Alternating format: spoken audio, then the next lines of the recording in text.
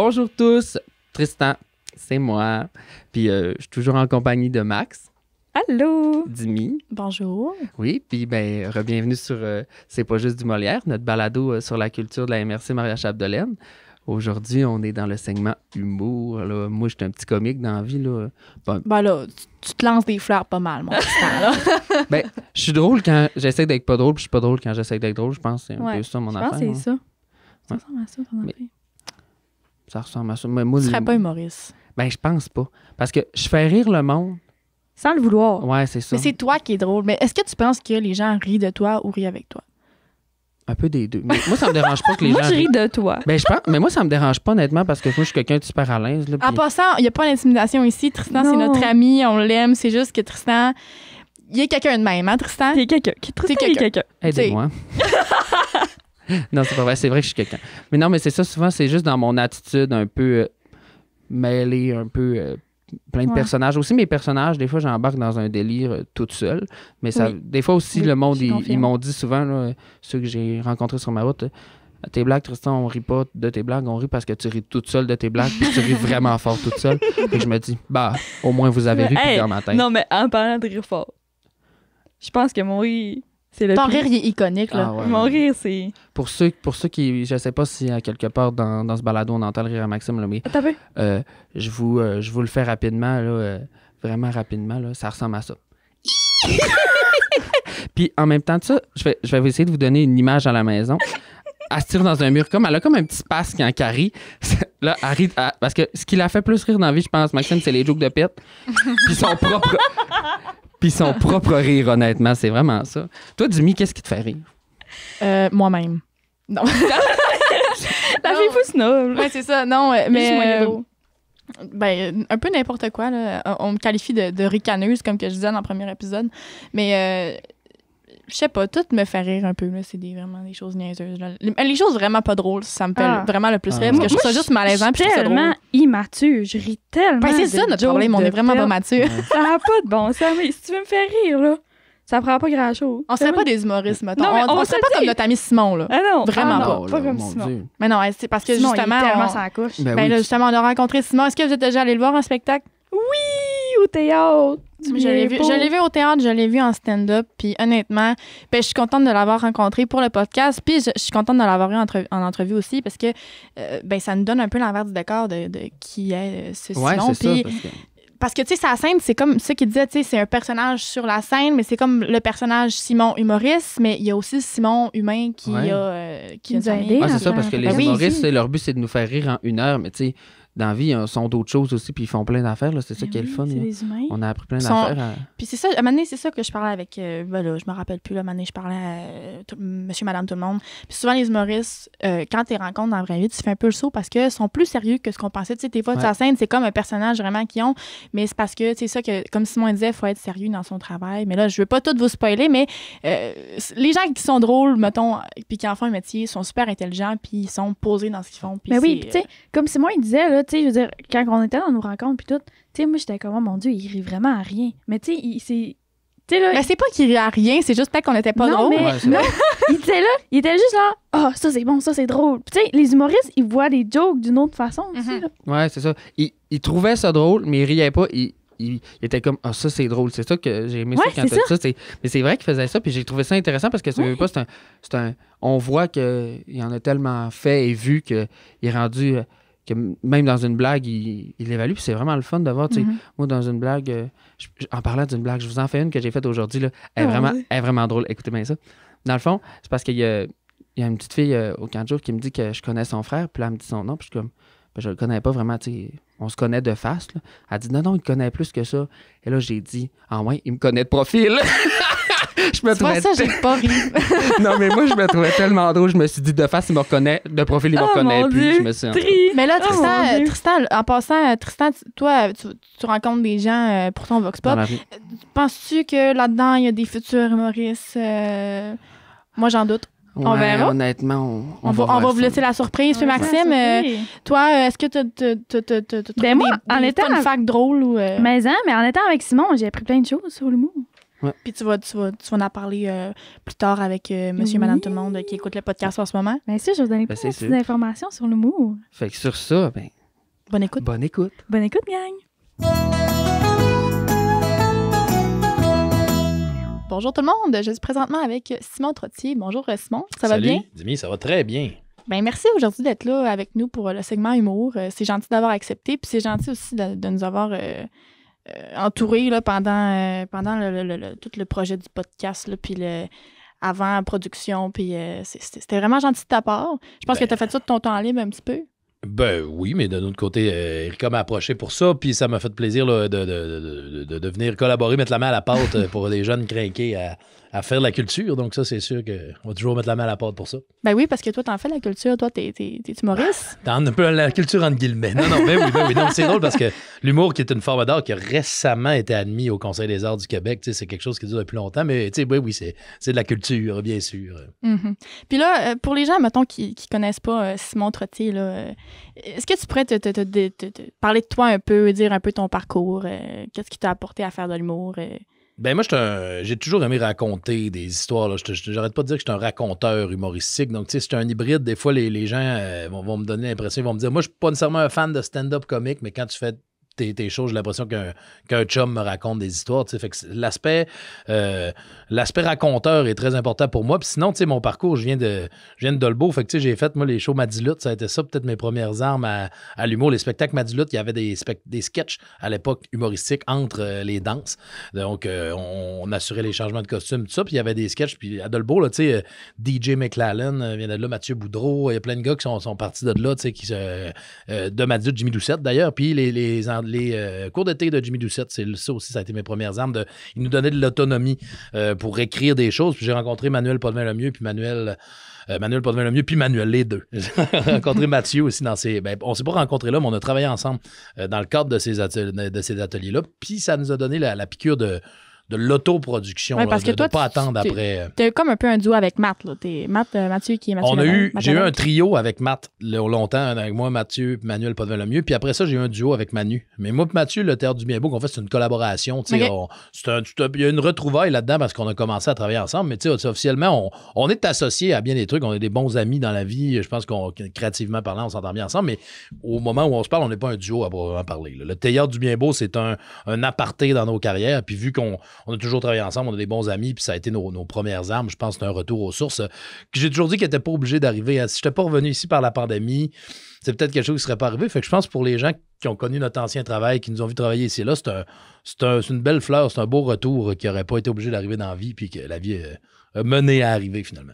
Toi, dans le fond, tu parles du Théâtre du Bien Beau, puis c'est quoi, mettons, comment tu fais pour démontrer ton art, là, que tu fais de l'humour, là? C'est quoi que tu fais? Tu fais des shows, tu fais des...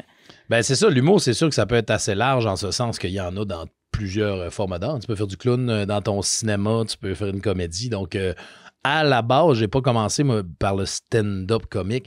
Tu sais, j'ai commencé en faisant du sketch avec des amis. Là, donc, on faisait du théâtre humoristique. C'est vraiment comme ça qu'on a commencé. On s'appelait l'encre sur le papier. Puis on disait ça parce qu'à chaque fois qu'on allait écrire, on disait, les gars, on va-tu mettre l'encre sur le papier? C'est notre façon de dire, on va aller écrire. Là. Puis souvent, on n'avait même pas de papier. Là. On s'achetait genre de la bière, puis on déchirait la caisse, puis on écrivait dessus. C'était amateur là, au départ. T'sais. Ça commence tout quelque part. Faites-le sans la... Commencez avec du papier, les jeunes. Vous allez voir, ça part plus vite pas mal qu'avec de la bière. Mais dans les faits, donc pratiquer son art, le stand-up comique, c'est venu... naturellement par la suite. C'est quand on animait avec les Sourds-de-Mousse, on avait une soirée à Québec au bar Le Cercle qui n'existe plus, qui est juste à côté de l'Impérial. C'était les mardis de l'humour, puis il y avait tout le temps la chronique, l'anecdote à Simon. Une chose qui m'était arrivée, puis tout ça. Fait que c'est là que j'ai vraiment revu un potentiel à faire ça, mais ça a vraiment été dans l'ombre longtemps au niveau des aspirations professionnelles parce que j'avais un trio. On montait en gang, on avait des projets de trio ensemble. Après ça, quand Mathieu a décidé de retourner vers le Lac-Saint-Jean, moi et Manuel, on est allés vers Montréal. Donc là, c'est là que le duo est arrivé. Puis encore une fois, j'avais une pensée en duo. Le solo est arrivé quand même assez tard, le stand-up comique dans ma vie. Mais après ça, depuis que je fais ça, ça a été comme une petite révélation que là, je suis sur mon X. Là. Moi, je suis pas nécessairement quelqu'un qui est bon à faire des personnages, qui a une palette... OK. d'acting très longue. C'est pour ça que le Théâtre du Bien Beau, moi, ça fait mon affaire parce qu'on écrit nos propres rôles. Fait que je suis capable d'aller dans des palettes que je vais être capable de livrer. Mais je trouve que mon personnage de scène, il est clair quand c'est le mien. Et ça s'est mis à avancer plus vite. Puis pour moi, c'est une forme qui va mieux, le stand-up comique, le racontage, que interpréter plusieurs personnages, que finalement, on va toujours voir le bon vieux Simon à peu près en arrière de chaque personnage. Puis là, toi, tu disais là, que t'es allé à Montréal, mais là, t'es revenu ici. C'est quoi qui t'a poussé à revenir ici? Là? En fait, moi, je suis allé à Québec à la base aussi. Je suis allé étudier, j'ai fait un bac en littérature là-bas, en création littéraire. Puis par la suite, Montréal s'est imposé quand Mathieu lui voulait pas. C'était pas un conflit, là, mais c'est juste naturellement, Mathieu n'a pas voulu nécessairement suivre là-bas, il voulait revenir par ici. Puis ce qui m'a fait revenir ici, c'est tu m'aurais posé la question avant la pandémie, j'aurais pas nécessairement eu ce point de vue-là. Mais j'ai rencontré ma blonde ici au Lac-Saint-Jean avant même la pandémie. Fait que déjà là, j'ai commencé à remettre un pied ici sur une base plus régulière. Puis pendant la pandémie, on a eu à réfléchir sur où on se sent le mieux, puis c'est quoi nos bases, puis nos valeurs. Puis je me suis pas vu ultimement me dire, OK, ma base, ça va être à Montréal, mon centre va être là. Au contraire, puis je vois bien des artistes, on parle de Fred Fortin, Sarah Dufour, des gens qui remettent ma blonde Mélanie, qui travaillent ici. Fait que je trouvais qu'il y a moyen de le faire, puis je trouve que s'il n'y a pas personne qui entame le processus, ben, les artistes vont jamais revenir vers chez eux. Fait que je trouve que présentement, il y a un beau mouvement, puis ça me faisait plus que plaisir d'y participer parce que j'ai toujours été un amoureux de ma région, puis c'est ici que je me sens le plus chez moi. Puis, mettons, par rapport à l'humour, est-ce que c'est plus difficile d'en faire ici que, mettons, si t'étais resté à Montréal, exemple? Ben, tu sais, c'est sûr que je pourrais pas nier la base de contact que je me suis fait, puis je serais pas prêt à sacrifier mon appartement à Montréal parce que le milieu, la télévision, tu sais, est encore là-bas. Par contre, je trouve que le temps, l'époque a changé, puis aujourd'hui, tu sais, on vit dans une époque où c'est possible de se déplacer. Je pense que ça demande de la volonté. D'être en région parce que moi, je veux pas dire que c'est un bâton dans la roue ou que ça nuit parce que je trouve que c'est des termes péjoratifs puis c'est une mentalité. À un moment donné, si tu te dis que ça nuit, ça nuit. Il y a quelque chose, je trouve, qui est un cercle vicieux là-dedans. Donc oui, il y a des inconvénients géographiques, mais au niveau de la sérénité, au niveau de ce que ça apporte en temps d'écriture, en gens de qualité, en temps de qualité, ça, je trouve que ça se regagne très facilement. Puis moi, quand je vais à Montréal une semaine sur deux, ben, je le vois un peu comme... je vais travailler, tu sais, je pars une semaine, c'est un petit voyage d'affaires, tout ça. Fait qu'on dirait que je réapprécie plein de pans de Montréal que j'appréciais pas quand c'était ma ville, quand c'était comme je reste dans un 2,5, puis c'est ça ma vie, tu sais. On dirait que ça me fait voir les avantages de Montréal. J'arrête pas de dire que je vois les avantages des deux côtés. Fait que j'ai ma quiétude, ma tranquillité en région, dans mon centre. Puis je suis capable d'avoir les aspects plus excentriques de Montréal, tout l'aspect culturel, l'aspect aussi. Tu sais, je pense qu'il faut pas être dans un seul canevas, mais il y a vraiment moyen de le faire. C'est pas nuisant d'être en région. Moi, je trouve que c'est un plus au niveau de l'inspiration, au niveau de ce que ça donne à ma personnalité, ce que ça me redonne en valeur puis en senti. Tu sais, je pense que c'est un gros moteur pour moi. Puis là, tu disais que tu avais étudié en littérature, tu n'as pas fait d'études mettons, à l'école de l'humour. Ben, Non. Puis ça, en plus, c'est vraiment pas un plaidoyer contre l'école de l'humour, mais à un certain moment, l'école de l'humour, ça coûte, c'est presque 16 000 à ça, je pense. Puis si tu veux pas, ça donne une base de contact. Tu sais, tu me dirais, je suis intéressé à faire de l'humour, est-ce que je devrais faire l'école? Ma réponse serait 100% oui. Tu sais. Mais au moment où c'est venu sur la table de faire l'école, ben, tu sais, on avait une certaine expérience, on avait fait des choses. Tu sais, je pense qu'aujourd'hui, si j'y allais, tu sais, j'en aurais pas pour mon 16 000 autant que si toi tu y allais, puis on t'en faisait profiter. Il y a plein de choses en plus à l'école d'humour qui sont des cours d'écriture. Puis, tu sais, moi, j'ai fait un bac en création littéraire. Fait que veux pas, les techniques d'écriture, ça revient, là, que ce soit que tu l'appliques à de l'écriture dramatique, de chansons ou humoristique, les techniques sont les mêmes, c'est langue qui change après. Fait que j'avais pas l'impression que j'allais en avoir. Au moment où c'est devenu sérieux dans ma vie, je pense que j'avais comme déjà les acquis que l'école m'aurait donné. Fait que non, j'ai pas une formation officielle, mais d'un autre côté, j'ai la formation du terrain. C'est une grosse formation aussi, ça. Malgré le fait que tu n'aies pas été là-bas, je pense que tu as quand même... tu te débrouilles très bien, là. Tu es très... Ben, c'est des contacts que je me suis fait en 8 ans au lieu de les faire en 2. T'sais, moi, je dirais à un jeune que l'école nationale de l'humour, c'est surtout des contacts, puis c'est une professionnalisation peut-être plus rapide. Peut-être voir plus rapidement quels sont les réels enjeux. Nous autres... j'ai été naïf longtemps dans cette carrière-là, dans le sens en me disant que je suis drôle, ça marche mes affaires. Puis tu sais, moi, à 20 ans, si tu m'aurais demandé quand est-ce que ça va faire un gage pour eux, quand est-ce que ça va marcher tes affaires, ma réponse aurait été dans pas long. Là. Aujourd'hui, à 37, je fais pas long est relatif. Mais je changerais pas mon parcours. Puis l'intégrité que ça m'a apporté, puis la vision que ça m'a apporté, je le changerais pas pour rien au monde. Fait qu'après ça, je peux pas dire que c'est des regrets ou quoi que ce soit. OK. Puis, mettons, là, tu sais, t'as pas de regrets, t'as pas de rien. Mettons, quelqu'un jeune qui te dit, moi, je veux me lancer là-dedans, t'aurais-tu un conseil à donner à cette personne-là?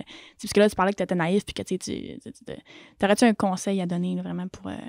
Ouais, ben moi, je dirais à tout le monde, tu sais, les métiers des arts, là, peu importe, là, je parle pour l'humour, mais ça s'applique à tout. Je trouve que je dirais à un jeune de se lancer là-dedans et de le voir comme un métier potentiel rapidement, si c'est une vraie intention. Ok. Pas rapidement en ce sens, il faut que tu en vives rapidement, mais si dans ta tête, c'est pas un métier, ben la personne qui le voit comme un métier va toujours passer avant toi. T'sais, en ce sens que si pour toi, c'est un passe-temps, il faut que ça soit clair dans ta tête. Si tu veux que ça soit un métier puis ça te tente d'écrire une toune, des fois, le vendredi soir, il y a quelqu'un qui va écrire des tounes lundi, mardi, mercredi, Ouais, c'est jeudi, puis un moment donné, lui, il va passer à la radio, lui, il va te dépasser, tu sais. Puis moi, j'ai longtemps été dans ce mode-là de...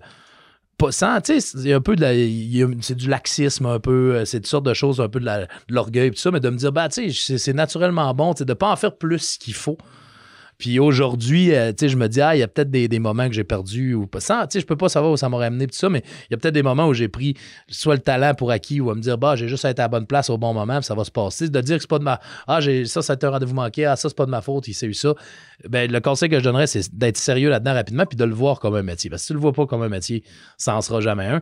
Puis ta job, tu mets 40 heures semaine dedans, ben, l'humour, ça peut donner l'impression qu'on est libre. Peu importe, mais t'es un auteur, il n'y a pas un boss qui va dire, hey, ton livre, y arrive-tu?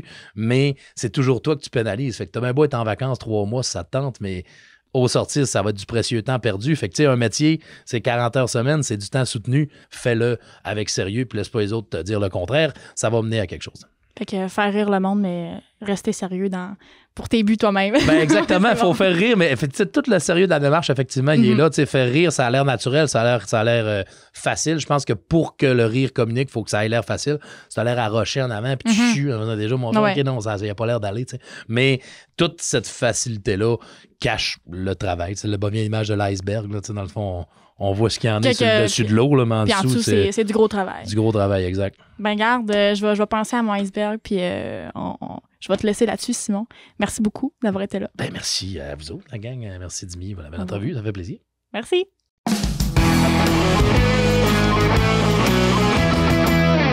Bonjour, c'est pour le petit segment humour dans le Vox Pop. Donc, ma première question, c'est est-ce que tu connais bien sûr un humoriste de la région MRC Maréchal-de-Lenne? Maxime Pearson. Ah, c'est lui qui a fait Vol 920, ça, hein? Il fait de l'humour? Oui, il fait de l'humour aussi, oui. Ah, je savais même pas, mais c'est intéressant à savoir. Sinon, est-ce que tu as un genre de blague qui te fait vraiment rire? Quand c'est des espèces d'histoires qui leur sont arrivées, là. Un peu des histoires farfelues, que ça arrive juste à eux, genre. Ouais. OK. Donc, est-ce que tu peux me raconter ta meilleure blague ou ben une blague en général? Qu'est-ce que fait une vache les yeux fermés? Je sais pas. Du lait concentré. Dans la région, est-ce que tu peux me nommer un artiste qui fait de l'humour? Simon Trottier. Ensuite, est-ce que tu peux me nommer une partie importante dans le métier d'humoriste? Mais le script, je suppose que l'écriture, c'est une partie importante du métier d'humoriste. Oui, ben c'est exactement ce que Simon nous expliquait là, dans son interview. Là. Il y a quand même une longue partie à réfléchir à quoi écrire, puis est-ce que ça va bien paraître sur scène? Parce que parfois, sur écrit, ben ça paraît bien, mais pas sur scène. Ensuite, est-ce que tu pourrais me faire ta meilleure blague? Est-ce que vous connaissez l'histoire du petit-déj? Ben non, je la connais pas, sinon je t'aurais dit... Ben, pas de bol. Oh, je viens de la comprendre. C'est vrai que c'est pas mal drôle. Ça doit être dur pour manger des céréales. Allô, j'aurais quelques questions pour toi sur le thème de l'humour. Es-tu disponible? Bien sûr. Parfait. Pour commencer, est-ce que tu connais un humoriste de la région MRC Maréchal-de-Lenne? Oui, Monsieur Philippe Laprise. Ah, Monsieur Philippe Laprise, c'est vrai, ça fait longtemps que je l'ai pas entendu parler de lui. Ensuite de ça, peux-tu me faire une petite blague, s'il te plaît? Alors, j'ai 65 ans. Ma grand-mère a commencé à marcher 5 km par jour. Aujourd'hui, on sait pas ce qu'elle a rendu. Oh, pauvre elle. Dans la vie, y a-t-il un sujet en particulier qui vous fait vraiment rire? Ouais, ma blonde. Elle est vraiment drôle. Ah, c'est gentil, ça. Ben, merci beaucoup, monsieur. Bonne journée. Bonne journée. Allô! Donc, voici ce que j'ai à vous dire que j'ai appris sur l'humour. Premièrement, les soirées d'humour au Coureur des Bois. Le Coureur des Bois, là, je trouve vraiment que c'est une place parfaite pour des petites soirées comme ça, des soirées d'humour. Il y a même des soirées d'impro aussi. Fait que je trouve ça vraiment cool que le Coureur soit un endroit rassembleur pour des soirées comme ça. Il y a des humoristes émergents qui viennent faire des tours. C'est animé par des humoristes d'ici. Fait que je trouve ça vraiment le fun. J'étais vraiment étonnée, puis j'ai vraiment envie d'y aller. Après ça, il y a le théâtre du bien beau. Ça commence pas mal à être populaire. Puis le théâtre du bien beau, mais je suis allée. Puis j'ai jamais ri de même de toute ma vie. J'ai ri. C'est vraiment le fun comme endroit. C'est un peu un théâtre un peu burlesque. Puis c'est des humoristes qui font ça. C'est une pièce de théâtre, mais c'est fait par des humoristes, fait que c'est très drôle. Et puis là, il y a eu une nouveauté en plus au Festival du Bleuet. C'est rendu que le jeudi, il y a une soirée humour. Il y a un humoriste qui vient le jeudi, puis ça, là, c'est vraiment cool. 3 humoristes? Oh mon Dieu, on vient de me dire qu'il y a 3 humoristes. Hey, ça, c'est vraiment encore plus cool. Ça ressemblera à ça pour ce qui est de ce que j'ai à vous dire sur l'humour. Mes petits coups de cœur. Donc, merci beaucoup.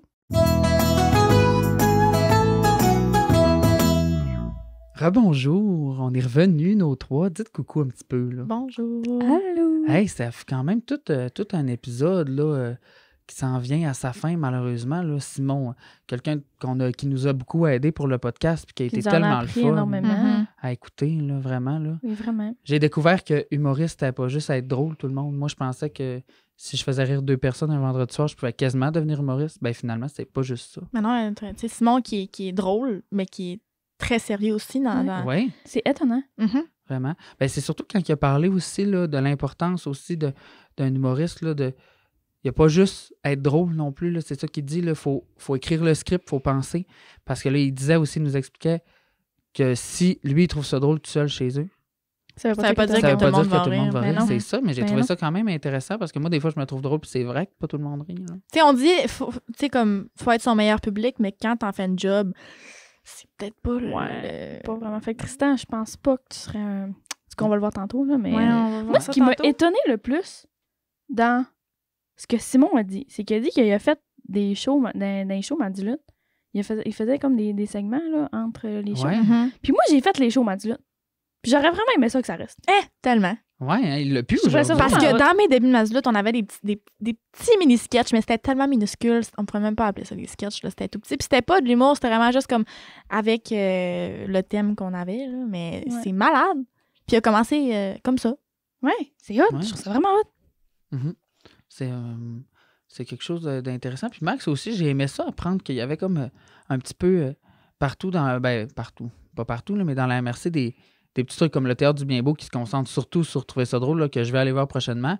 Puis aussi les soirées au coureur. Moi, tu sais, Ouais. je savais un peu que ça se faisait parce que j'en ai entendu parler de bouche-oreille parce qu'on entend tout. Mais je suis jamais allé en voir. Puis pour Honnêtement, vrai, là, je devrais, je c'est pense. malade. Moi, je suis allée voir Simon Leblanc. C'était-tu Ah, lui ouais. que je suis allée voir? En tout cas, je suis allée voir un humoriste au Coureur des Bois, puis je connaissais pas tant la personne. Non, c'était... En tout cas, c'était un autre humoriste que je suis allée voir, là, puis je le connaissais pas. Puis j'ai tellement trouvé ça drôle. Je vais y retourner à toutes les soirées humour, là. Honnêtement, c'est vraiment intéressant, puis c'est vraiment un bon lieu de diffusion pour ces artistes-là, je Ouais, pense. ben, tu sais, surtout avec l'ambiance du coureur. C'est le Mhm. fun, aller au coureur de base. Fait que, tu sais, quand il y a un show, moi, j'étais allée voir l'impro. Ça ressemble un peu. C'était vraiment bon Ouais, aussi. ben oui, moi, je suis allé voir aussi l'impro, là, puis, tu sais, il y a aussi un côté un peu théâtre, mais ils sont tellement drôles, tu sais, c'est pas juste faire rire, mais moi, ils me font surtout rire, là. Ouais. Ça me fait mourir. Mais en parlant de ça, là, genre, je me dis au coureur, tu sais, je veux aller le voir, mais je pourrais peut-être monter sur scène et être drôle, non? Oh mon Dieu. Non? Je sais pas. Mais là, avant, faudrait, pour déterminer ça, Ouais. faudrait que tu nous t'essayes? fasses une petite joke. Une petite Faudrait que joke. tu te mouilles Ben, un peu. Ben, quand j'écoute souvent des humoristes, ce qui me fait le plus rire, c'est pas genre leur joke back-à-back, c'est plus genre un peu une anecdote. Voulez-vous que je vous conte mon anecdote? Vas-y, OK, Vas-y. plongez avec moi tout le monde. Mais là, faut que tu me fasses rire pour que je queen, là. Ouais, ben je vais essayer, mais c'est pas tant drôle parce que c'est vraiment difficile finalement être drôle. Ben, si tu Pas sur réussis le coup. pas, ça veut dire que tu pourras pas être humoriste. Ouais, je sais. OK, ben écoute bien, plongez-vous avec moi un mercredi matin, milieu de semaine, P1, ben P1. Au cégep, t'as pas vraiment de période, là. On est tous dans une classe d'ordinateur, OK? Et là, il y a comme le technicien d'ordinateur, OK? Mais lui, c'est comme lui qu'on parle jamais ou qu'on voit pas souvent, puis il est pas là à toutes les périodes, il est là juste dans les périodes importantes pour nous aider. Et là, il y a toute la classe qui travaille sérieusement. Et là, il vient m'aider parce que, ben, hey, gars, les ordis, c'est pas ma crise de tasse de thé. Oh, je m'excuse pour le gros mot. Je vous jure, je comprends rien. À toutes les fois que je pesais sur un piton, là, ça me disait recommencer, ou je faisais un tuto, rien ne fonctionnait. Ça allait vraiment mal. Et là, il m'aide à tout sauvegarder ça. Là. J'avais perdu une affaire, c'était rendu dans mes fichiers photos, je savais pas ce que c'était. Et là, il me dit ouais, j'ai tout réussi ça. Et là, c'est là que je lui dis. Non. C'est un peu terrible de chez terrible. En voulant lui dire d'enlever la clé USB, j'ai dit éjacule. Mais je voulais dire éjecte-la. Mais là, j'ai dit ça au technicien que je ne connais presque pas ni d'Adam ni d'Ève. Et je lui ai dit éjacule. Et je vous dis, la classe a arrêté de travailler. D'un coup, tout le monde est tombé en bas de sa chaise. J'en revenais pas. Je venais de dire à un homme que je ne connais pas d'éjaculer. Hey, ça pouvait pas se faire. Hey, ça a été le cours le plus gênant de ma vie. Là. Oh, ça, c'est drôle. Mais c'est tu tellement m'as la chose la raconté plus ça. tristante que j'ai entendue Je sais. de toute ma vie.